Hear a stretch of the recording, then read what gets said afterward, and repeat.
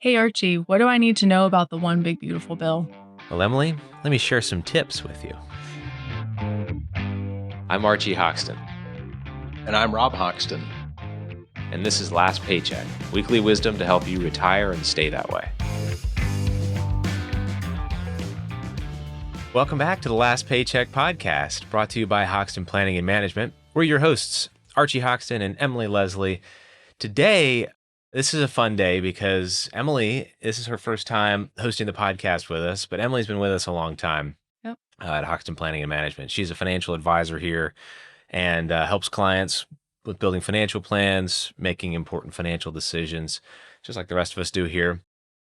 And so today we're talking about, it's actually a huge topic. Yep. There's a lot to cover. We're only going to cover just kind of the tip of the iceberg. And we're still going to need 2 episodes to do it. And that's the One Big Beautiful Bill that just came out. This bill has a lot of tax changes, some things that kind of stay the same, but also lots of other stuff that's not tax related at all. As when a new bill comes out, usually there's all kinds of topics covered, and it makes it kind of difficult to keep up. But we're going to do our best with the tax portion here. So let's kind of get into it. We're going to cover some of the more popular ones that have been talked about the most in the first episode, and then look at some of the ones that maybe are less talked about, maybe apply more to retirees, high income earners, and that sort of thing. So the first thing that this bill does is it makes the Tax Cuts and Jobs Act changes, the big tax cuts from 2017, permanent. Now, it adds some changes to that, which we'll talk about, have been talked about in the news. But Emily, what are some of the things that kind of are sort of staying the same from 2017? So some of the things that are staying the same from 2017 are it's extending the tax brackets and also the standard deduction. Yeah. And those were some of the big changes when that law was introduced, right? So the standard deduction basically doubled in 2017, which excluded lots of people from itemizing. Basically, it stopped making sense to itemize for a lot of people. And then it also lowered the tax brackets, the percentages themselves. So that was a huge change, especially for everyday filers who maybe don't have that much in itemized deductions to take advantage of. And that was a big deal. So we're extending that permanently. We're gonna continue to have those brackets. But the other thing that was lost when that changed was a lot of itemized deductions. There were tons of itemized deductions that basically went away. Anything in the kind of miscellaneous category disappeared.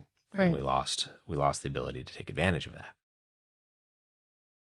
Unless, again, you just have that much in deductible items. So that's kind of the big thing. I think a lot of people were anticipating if this sunsets, that's going to be a massive increase in taxes. Right. And, it would impact everybody all up and down the income brackets. So I would say most people probably, this is a positive that that's staying in place when it comes to, what your taxes are going to look like. But then there are also lots of smaller changes. So some of them, again, were campaign promises. Some of them are just sort of add-in bonuses. So one of the changes was the child tax credit. Right. So let's talk a little bit about that. Yeah. So the child tax credit is getting a modest increase. So it's going up from $2,000 to $2,200 per child, with a refundable amount of $1,700 dollars in 2025, and then it's going to be indexed for inflation. Beyond that. That's really nice. Yeah. And this is the income amount what you can earn in income is pretty high to qualify. If you're married, you can earn up to $400,000 a year and still get this credit. Right. The other interesting thing is the refundable piece of this, Right.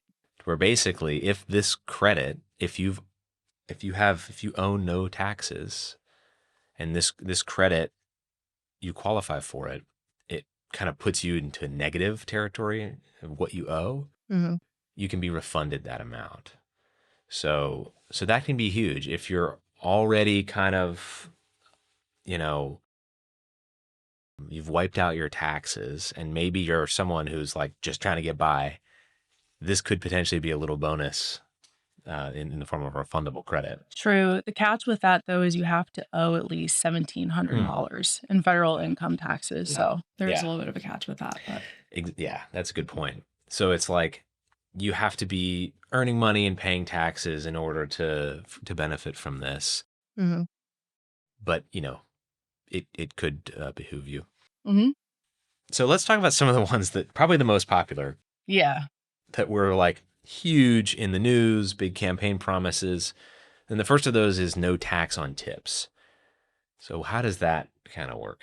Yeah. So this is going to be just for 2025 to 2028.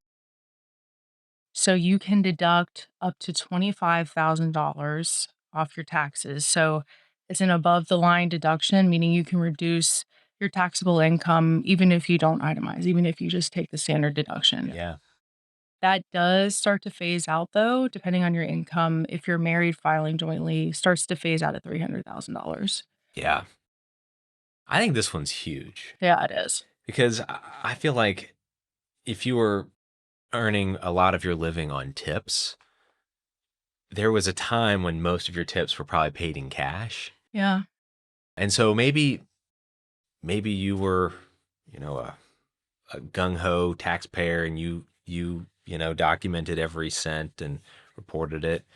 Or maybe, you accepted the cash and that was that. But with the transition to credit card payments, potentially that may have actually increased your taxes and what you're declaring. Exactly. This is a way to kind of offset and actually save some money. I think it's a very generous deduction, especially that it stacks on top of the standard deduction. Yeah, exactly.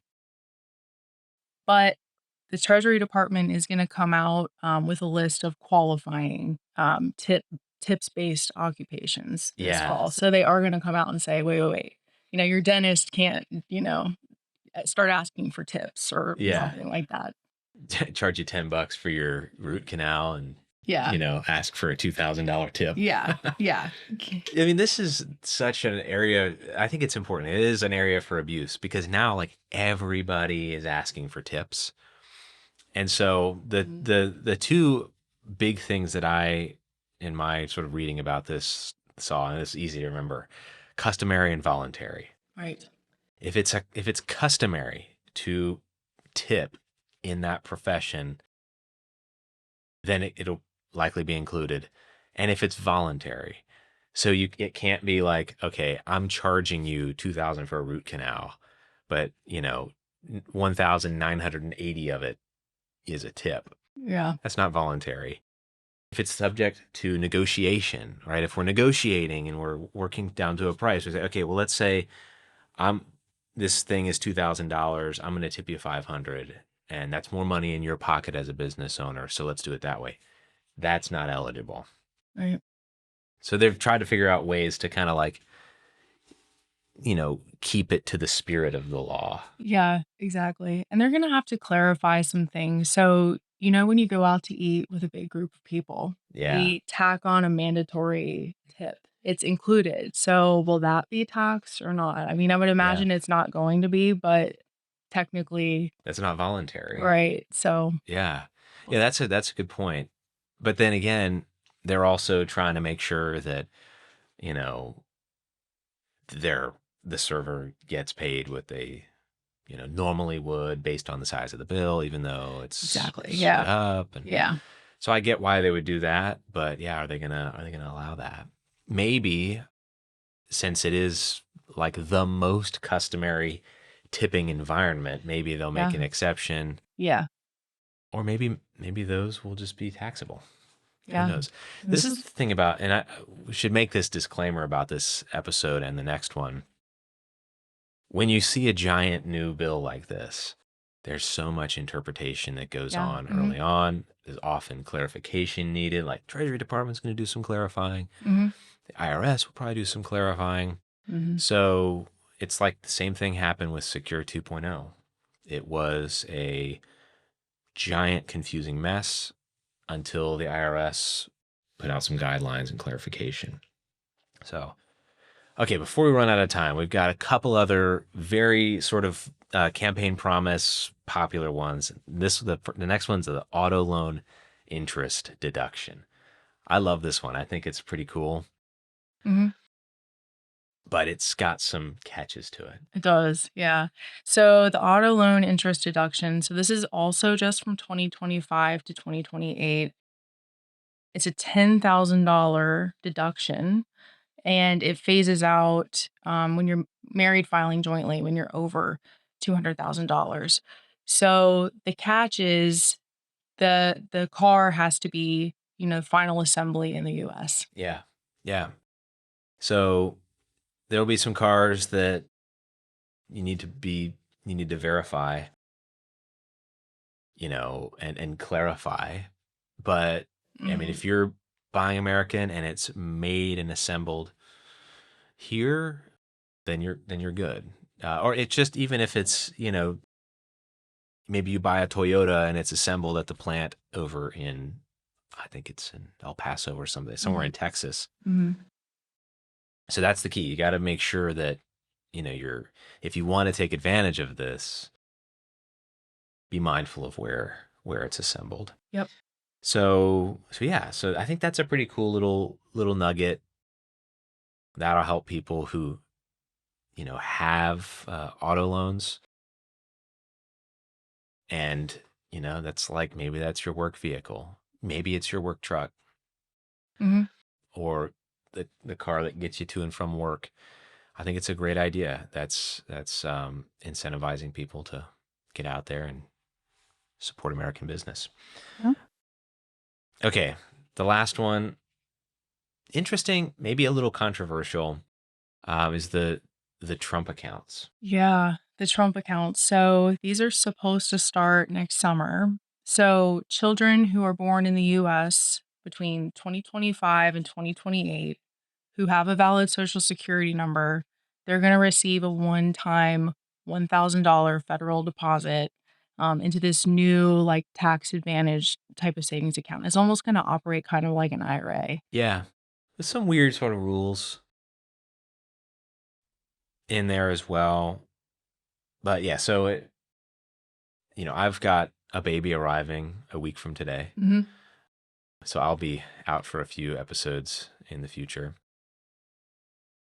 But so if you have a child that's born between 25 and 28, in those years you get the bonus, but the eligibility for having the account goes back a little further. I think that if the child is like 8 years old now, they're something like in that ballpark. So they're going to be, you can, even if your child's not being born in the next few years, if your children are already,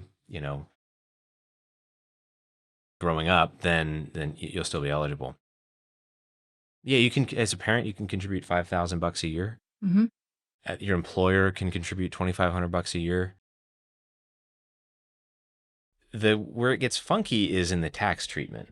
So the money that you put in, unlike a traditional IRA, those are post-tax dollars.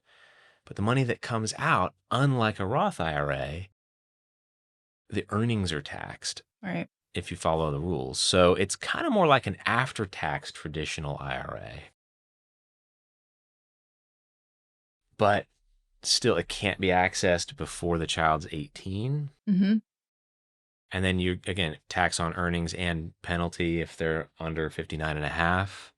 So it's weird. It's like a weird IRA kind of. Yeah. And I mean, you can take there are some qualifying expenses that you can take after you're 18. I think if you're a first-time home buyer, if you're going to go pay for education like college, then you don't have the Maybe starting a penalty. business. Yeah, or if you're starting a business, but you won't have to pay the penalty, but you will still have to pay the tax. Yeah.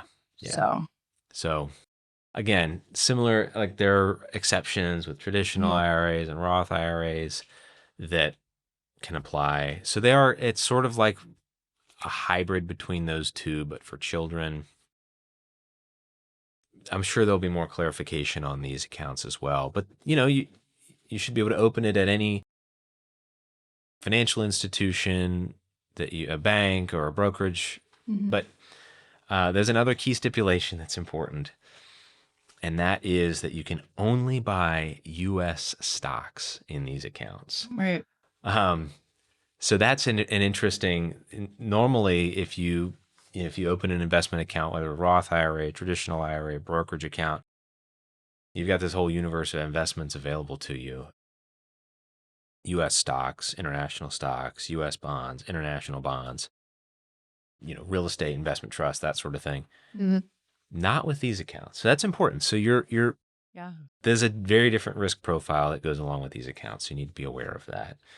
Yeah, definitely. Like if you were to open a 529 account for your kid to go to college, usually the way that's invested is in like a target date, right? So it gets more and more conservative as the kid approaches college age, which is good because that's when you're getting closer to needing to take the money. Right. So it's interesting. We'll just see how that plays out if you actually can only keep stocks in it. Yeah, if your child decides they want to use it for a qualifying expense like education or a house, they are going to be totally exposed to the volatility of the U.S. stock market, and their timing may be thrown off by that. So that's a really important thing to be aware. That's one of the great benefits of the 529. Despite its limitations, they've got really easy hands-free options to just reduce the risk as you approach college age. So anyway, that's about all we have time for this portion of this bill. We're going to talk about more in the next episode. So if you want to hear more about it, tune in next week. Remember, if you like the video, like it, subscribe to the channel, leave us a comment if you have thoughts or ideas for episodes, and share it with your family and friends. And we'll look forward to seeing you next time. You've been watching Last Paycheck, weekly wisdom to help you retire and stay that way. If you like this show, be sure to hit like and subscribe. Last Paycheck is available anywhere you get your podcasts.